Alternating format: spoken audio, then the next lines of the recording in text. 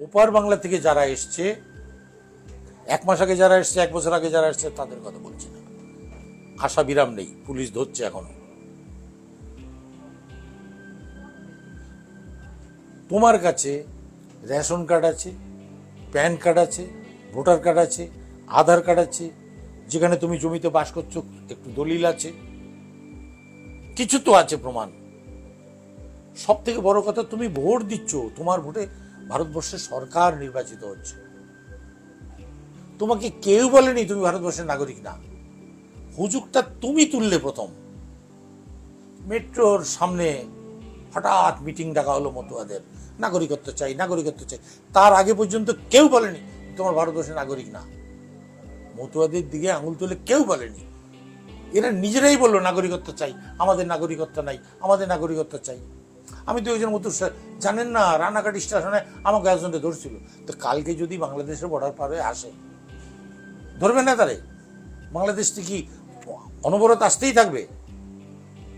যদি আমি একেবারে 71 সালটাকে একদম বাংলাদেশ বিভাজন সেইটা, তাহলে 71-এর পরে 72, 73, 74, 75, 4 বছর আরো, আজকে এত বছর পরে 2025, এখন বাংলাদেশ থেকে লোক কেন আসবে? স্বাধীনতার 75, 76, 77, 78 এত বছর পর্যন্ত তুমি ওখানে থাকতে পারলে, মুসলমানরা তোমার কোনো ক্ষতি করলো না। এখন এত বছর পরে তোমার ক্ষতি করছে, তুমি আর টিকতে পারছো না, পালাতে হচ্ছে। এটার মধ্যে সত্যতা কতটা? আমাদের ক্ষুদিরাবাদে 2000 সালের পর থেকে 25 বছরের মধ্যে অন্তত 60 থেকে 70টা, কে শোনা? আপনি তো সোনারপুরের, আমি ভুল বললে আপনি বলবেন, 60 থেকে 70টা জনবসতি গড়ে উঠেছে, গ্রাম গড়ে উঠেছে। আপনি গিয়ে দেখুন, অর্ধেক লোক বাংলাদেশ থেকে আসা, আর 30 থেকে 35, 40% বিহার থেকে আসা, আর ওখানকার স্থানীয় লোক 5 কি 10% হয়ে গেছে। এই 2000 সালের পর থেকে এসে আমি একবার খুঁজতে গেছিলাম যে এই লোকগুলো বাংলাদেশ থেকে আসছে কেন। শুনলে আপনি অবাক হয়ে যাবেন। একটা জমি 4 জনের কাছ থেকে বায়না নিয়েছে, একজনের রাতরাত বেচে দিয়ে রাতরাত পালিয়েছে, মানে ওই 3 জনের ঠকাবার জন্য বাংলাদেশে পালিয়েছে। কে কার বউ নিয়ে পালিয়ে চলে এসছে, কে কোথায় কি অপকর্ম করেছিল পুলিশ খুঁজছে, বর্ডার পার হয়ে নাম পাল্টে পালিয়ে এসছে। কে নিম্নবর্ণ পালিয়ে এসে এখানে উচ্চবর্ণ হয়ে গেছে। হরেক রকম এই ধরনের ঘটনা ঘটিয়ে তার ওখানে এসছে। মুসলমানের কারণে, মুসলমান ধর্মীয় কারণে অত্যাচার করেছে, তাই চলে আসছে। আপনি একজন লোককে দেখান, পাবেন না।